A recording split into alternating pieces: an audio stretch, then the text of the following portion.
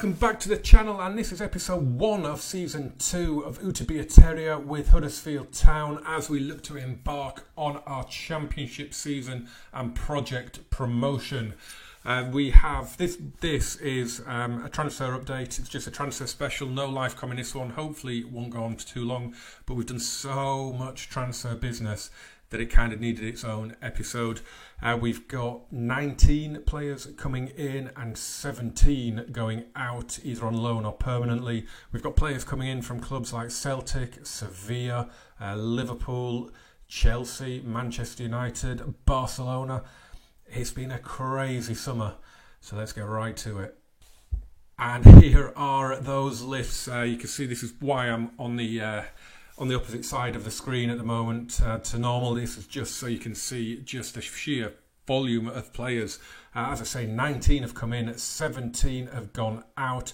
I'm not going to go through every player in detail. If at any point you do want to have a quick, a closer look, you can pause it or drop a comment and I can go through them in a little bit more detail. Some of them I did show you in the last video, so apologies if I do just go over one or two again, but let's have a look at the ones going out first. So we've got the ones going out for money. Tommy Smith, he's gone to Burnley. He was the first out of the door for 7 million, rising to 8.5. Steve Mounier as well has gone to Leipzig for 13 million. Michael Hefele went to Dijon. A bit further down, we've got Danny Williams going out to Torino. You've got Rahi Van La Parra going to Krasnodar. You've got Zanka going to Fulham, and Jonathan Hogg also going to Fulham. So all of those that have gone permanently were ones that said they wanted to leave because we'd been relegated. So I got as much money as we could. You can see we've brought in £44.5 million. So we're in profit by 16.5 million. So I'm really pleased with that. A lot of players gone out on loan again. One I didn't show you in the last video, which I meant to do, he's not on there because I've extended his loan, and that is Rakeel Pike. I think I showed him you in an earlier video. He will let's just go back and let's find him actually just quickly. Where is he? There he is. Because he had an exceptional season. Look at that, I love all those green arrows. That is very pleasing. He had an amazing season with Aldershot last season in the Vanarama. He scored 23 league goals for them, including a goal in the playoff semi-final and the winner, the goal that took Aldershot back into the Football League. So as soon as they'd gone up, I immediately, when the notification came in that he was coming back from loan, I immediately offered him straight back to them again, and they took it. Can't wait to see how he gets on in League 2. You can see he's already doing pretty well, 4 goals and 1 assist in 5 friendlies. So already looking like he could be a good signing for them again. Does look like he could be quite useful in a couple of years' time, but yeah, just really pleased that he's doing what he is doing for Aldershot. So I'm sure you've seen the players coming in. I'll show you a couple of the big hitters. I'm not going to go through the schedule today, the pre-season. We'll do that in the next video when we take in our first game in the Championship. So a couple of players that have come in then. So Ryan Fredericks has come in at right back from Middlesbrough. Really happy with that. Look at that, really pacey, good crossing on him as well. Can play all the way up that right hand side, which is very pleasing. He has come in for 5 million. I think I showed you this guy, didn't I? Because we had 2 goalkeepers on their way in. So again, you can pause it if you want to have a look at that. Daniel Oyer Fernandez, Danny Ward, both coming in as we didn't manage to get Jonas Lössl. Callum Gribbin. Really happy to get this kid in. He was transfer listed and we've managed to get him for £1 million.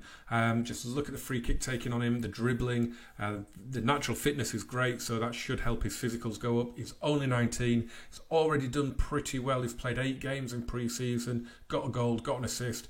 Just struggling a little bit to get the best out of him in that number 10 position, but I am sure we will. I think we were in the process of putting this one over the line as well. From Barcelona, Inigo Ruiz de Galarreta, a really good looking midfielder. Played a lot of games in pre-season. Really excited to see how he can get on.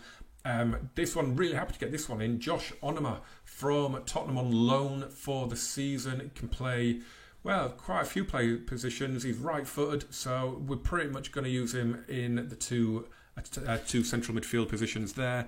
Again, just looks like he's got a lot of potential. He's 4.5-star potential ability. I think he's going to be really, really good in the Championship. He's coming on loan, as I said. Now, this one, really, really happy. As soon as Steve Mounier was saying he wanted to leave, I was straight in looking for a new striker, and I came across this guy, Stipe Perica. Probably butchering that. Not the fastest, but he's strong. He's good in the air. He's good finisher. He just looks like everything we need for a Championship striker, and you can see there 8 goals in 8 appearances in the pre-season. He did get relegated from Serie A last season with Udinese, but for the money we've got him for, I think he could be an absolute beast in the Championship. So really happy to get him over the line. A couple of other players coming in. Obviously, I said there's 19 coming in. There's quite a few that have come in for the under-23s as well. Alexander Lundvits came in. He's gone straight out on loan to Yeovil. Looks really, really good as a fullback. Listed as a defensive fullback, really, but we wouldn't play him as that if he gets in our team. Needs to improve the technical side of things, but the physicals are not looking too bad. Could be one for a couple of years down the line. I've shown you this guy loads already, haven't I? Amin Younis. You can pause if you want to have a look at that. He was the first one that we had lined up. We got him on a freebie.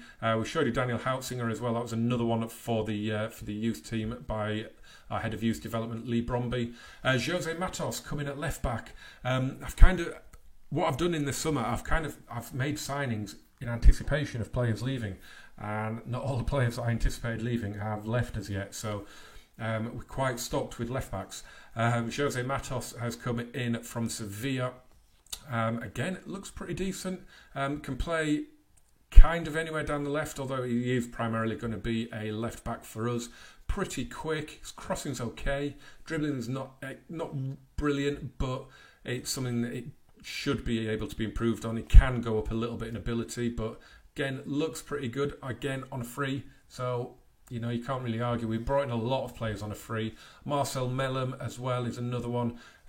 Really combative midfielder. Really looks like he could add some steel to the team as well. Hasn't really figured in pre-season at the moment, but hopefully he will figure out when the games come thick and fast.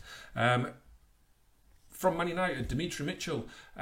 Again, a lot of positions. Very, very versatile. He's really quick. His crossing's not bad.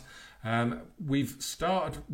At the start of pre-season, we were playing him as left back, but then we've started playing him as a winger. And he's really done pretty well in that position. The 2 assists he's got are in 2 games since we've done that. So really happy with that. Again, that's a freebie. As is Joe Riley, who is primarily a right back but can play either side. Again, not the finished article by any stretch of the imagination, but he is only 21, 4.5-star potential ability. Again, getting him in on a freebie. Couldn't be happier with that. I think I showed you this guy as well, didn't I? Roshan Williams, our other loanee, again from Man United. Absolute physical specimen. Just need to hope that he can pick up the technical side of the game a little bit. But then we went on a bit of a spree because we had John Stankovic going out to Reading on loan. We had Zanka angling for a move. Chrissy Schindler's generating interest, so we had to find some centre-backs, and we found a pair at Chelsea. Jamaican Michael Hector comes in. Really happy to get this guy in. Really good centre-back for us. He's going to be he's playing at his full potential already. Going to be really, really good with the in the Championship with the Terriers. And we've brought in Thomas Kalash as well, which I am so happy to get this guy in.